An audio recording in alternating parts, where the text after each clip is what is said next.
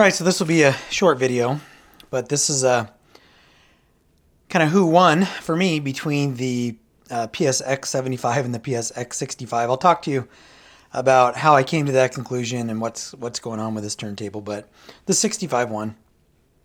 It came down to a couple of things, and then I'll talk about what system this is kind of connected to. And right now, this is taking the place of my Denon DP60L temporarily.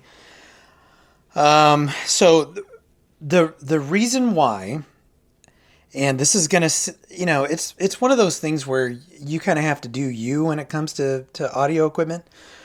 Although the X75's tone arm is better, and I will acknowledge that the BioTracer tone arm is better. And even if my X75 was 100% working, I would still choose the X65, and it comes down to really maybe two different things. Number one, I don't like the look of the BioTracer tone arm, and I know that is super lame. I know that the BioTracer tone arm offers better performance. I just don't like how it looks. I just don't. It doesn't look right on this turntable to me, on this turntable form factor. So I acknowledge it's a better tone arm, but I just like the looks of the 65 better. And I don't know how much sonic difference there is between the two. I'm sure there is some to people that can perceive such things, but as I mentioned in my videos, I'm retired military and I have permanent ringing in my ears, so all I know is something sounds good, something doesn't sound good, right? And to me, they sound identical. And it could be that the other arm isn't functioning 100%. And I didn't really do a deep dive into what's going on with that, and I did mention that I have hours of video on me trying to sort out the X75. So there may be an issue with that arm, and that may be why it sounds like the 65. But the 65 sounds almost every bit as good as my Denon DP60L. It sounds a lot better with this Nagaoka cartridge. It's an MP200, and it is a sweet cartridge. I have a Shure was a V15 Type 4 on the Denon with the straight tone arm. So low mass tone arm. So I've got the Shure on that one, and that thing is just about perfect. It's like my Thorens upstairs. It's just about perfect. The other reason why I would choose the 65 over the 75 is I like the control layout here better. I like the manual VTF adjustment on this better than the other one because I don't like the procedure on the 75. Anti-skate is here. I've had this one longer, so it probably comes down to me being most familiar with this one. But I really like the 65 better than the 75. Now this is a part of a system in my basement that I finally kind of came to, and I'll show you that in a second. Plus, the reason why this has taken the place of the Denon is that it fits the aesthetic down here of what I'm trying to do with my system in the basement. So this is a system I listen to a couple hours a week, maybe an hour or two a week when I have time. I most often listen to the setup in my office. But yeah, so between the 65 and the 75, I would choose the 65. Flip a coin.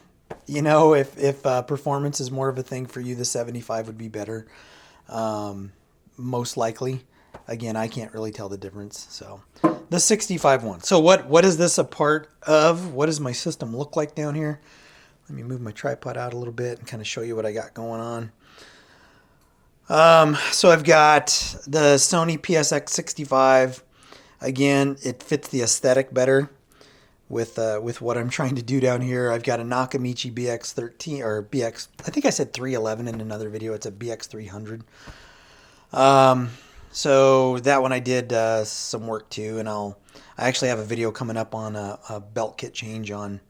Well, I haven't filmed it yet, but I'll be doing a belt kit change on a Nakamichi BX, either 100 or 125, and then I have a 480 coming too. So a couple of cassette decks coming to the channel. Macintosh C37, Macintosh 7270. This CD player is possessed by the devil. Honestly, it's just here to look like I have a Macintosh CD player. It's not working. It's like on a good day where the planets aligned, it may play a CD, but I have not figured out what's going on with it yet. A couple other techs have looked at it and they were like, we don't know what's going on with it either.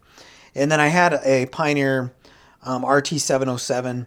Now I've got the Sakai that I'm borrowing from 402 vinyl. It fits the rack better, so I may swap that one out and keep this. The Pioneer is I think the Pioneer is a better reel-to-reel. It has better features. This one, again, it just kind of fits into the rack. I would love to get a black, one of the black ones, so I'm going to try to find one of those just to kind of get this all kind of looking consistent. You know, kind of a dumb thing to do, but that's what I choose to do, right? And then I have this running through my Altec Valencias, right? So those, I have a woofer where I had some voice coil rub, and I fixed those in the video just by reshimming them, and these things have worked. Knock on wood, they've worked fine ever since. And I listen to them for a couple hours a week. Fantastic speakers. So anyway, that's a part of the setup. That's why it's down here right now. I will eventually move the Denon back down here. I think the Denon is still a better turntable overall. It's a beautiful turntable, you know, as well. This one is good looking as well. But I prefer the Denon. And I could put a Shure on this one. I don't think it's a good match for the tone arm because this is a high mass tone arm. So I think the Nagaoka is a better choice. And I've had Stanton's on here. I've had an Audio Technica. This is what I typically run on these. Gosh, I don't even know what it is. It's one of the VM, like, it's not a 530. It's the one below a 530. 520 maybe? I don't know. I don't know. I've got so many things going through my mind all the time. I can't remember. So many different cartridges and projects and crap like that. So anyway, enough rambling. The Sony X65 would be my choice. I think it's a better turntable for me. I know that will differ for you, but I wanted to at least close the loop on the video reviews on the X65 and the X75. So as always, if you like what you see, hit like, hit subscribe, and I'll catch you in the next video.